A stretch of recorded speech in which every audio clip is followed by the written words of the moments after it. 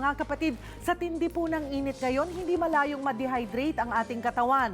Ang dehydration, posibleng mauwi po yan sa heat stroke. Isa itong klase ng karamdaman o kondisyon na nangangailangan po ng agarang lunas.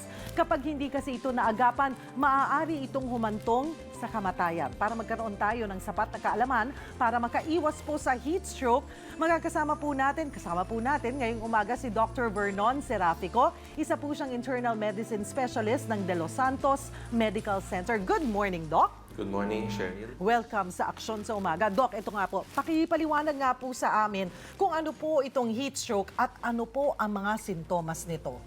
Alright, ang heat stroke is isang uri ng kondisyon na nasisira yung thermostat sa ating brain. So nawawala siya at maaaring magkaroon ng kasunod nun ay yung pagkawala ng malay tao or pagkasira ng ating internal organs, kidney failure, or heart attack, or brain stroke. Ganun po kalala. Yeah. Ano po ang dahilan kung bakit nangyayari ito? From the name itself, heat stroke, no? Excessive, sobrang exposure sa init. Alright? Tapos, of course, ang mataas ang temperatura, nasa 40.5, pataas ang temperatura ng heat stroke. At yun nga, yung CNS dysfunction. May tatlong katangian kasi yun no? Yung excessive heat exposure, yung heat na body temperature na more than 40.5, tapos yung CNS dysfunction na aming tinatawag.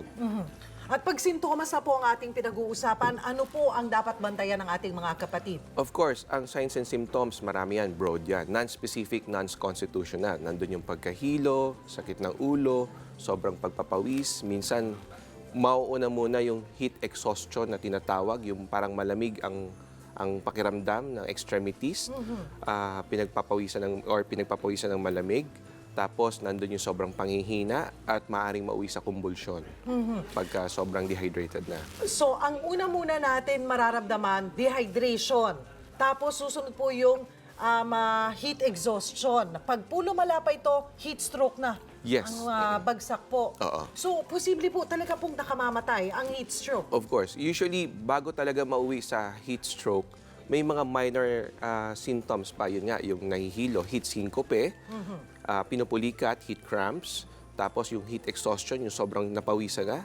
Pag depleted na talaga yung pawis sa ating katawan, mauwi na sa heat stroke. At this point, Dr. Serafico, may gusto pong magtanong sa atin tungkol po sa kondisyon na ito. Good morning po sa inyo, Nanay Josephine. Good morning po, ma'am. Opo, Good morning. Hello. Ano po may Hello. paglilingkod po sa amin? Good morning. Good morning po, ma'am. Good morning po, Doc. Good morning. Miss, good morning po. Hello. Sige po. Itatanong ko lang po, Doc. Yung po ba ang pag-inom ng soda at saka kape, maaari po ba ito maging epekto ng heat stroke? Alright. Siyempre, heat stroke sobrang init nga.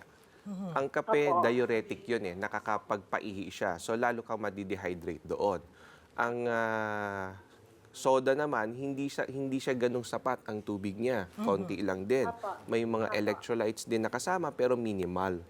Ang tsaa din, isa ring uri na pampaihi, nakakapagpaihi din at maaari ka ring ma-dehydrate. So, heat stroke, sobrang exposure sa init, yun pa rin ang kanyang pinaka-source, dahilan kung bakit nangyayari. Pero ang sinasabi po ba natin kay Nanay Josephine ay dahil nga pampaihi itong mga inuming ito ay posibleng makalala sa sitwasyon. Lalo kang madidehydrate. Lalo ka pong matutuyot o madidehydrate. Kaya ang pinapayo nyo, Doc, pag ganito, malakas po ba kayo uminom ng tsaa, ng kape at ng soda? Hindi naman po. Mas mainam na very lang. good. Tubig. Apo. Good job, Nanay Josephine. Apo. Alright. Ang second question ko po, paano po yung condition na kailangan gawin para magkaroon ng lunas kung sakaling, yung agaran ng lunas kung sakaling magkaroon ng heat stroke? First aid. Alright. Since mula sa salitang heat stroke, sobrang init, syempre alisin natin yung source ng init. Kung ang paligid ay mainit, syempre ilalagay mo siya sa isang maganda ang ventilasyon doon sa malamig-lamig na lugar. Pagpahingahin nyo ang pasyente.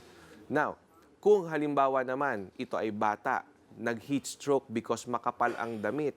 'Di ba? Mga japorms, naka-jacket, summer na summer. Siyempre, tanggalin natin yung mga sobrang pananamit sa katawan niya nang sa ganon na magkaroon ng ventilasyon. Now, kung meron kang access sa yelo, mas maganda, lagyan nyo ng yelo ang kanyang mga singit-singit, kanyang mga kilikili. Nang sa ganon, ma-regulate ulit natin yung katawan ng pasyente natin. Okay, Nanay Josephine? Okay po, Doc.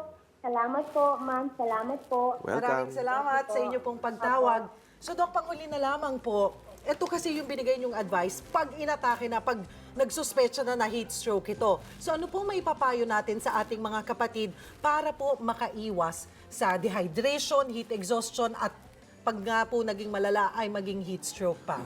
Yun. Prevention pa rin, iwas tayo, inom-inom ng sapat na dami ng tubig, Paano po yung 8 baso mahigit. Yung malaking baso ha, hindi yung maliit. At least 2 liters, 2.5, 3 liters better. Alright? Kasi minsan maliit ang baso natin eh. Okay? Tapos kung nasa initan ka, magdala ka ng sombrero or payong bilang proteksyon sa init ng araw. Kung hindi naman kailangan pumorma, magsuot na lang ng maluluwag na damit. And cotton, ano? Yung cotton na material po. Yes, yung presko ka para hindi tayo mauwi sa sobrang init. Maraming salamat po for joining us this morning, Dr. Serafico. It's nice to Welcome. see you again. Welcome. Ayan, si Dr. Serafico po mula sa De Los Santos Medical Center. Be sure to come back. Use 5 everywhere. Copyright 2016.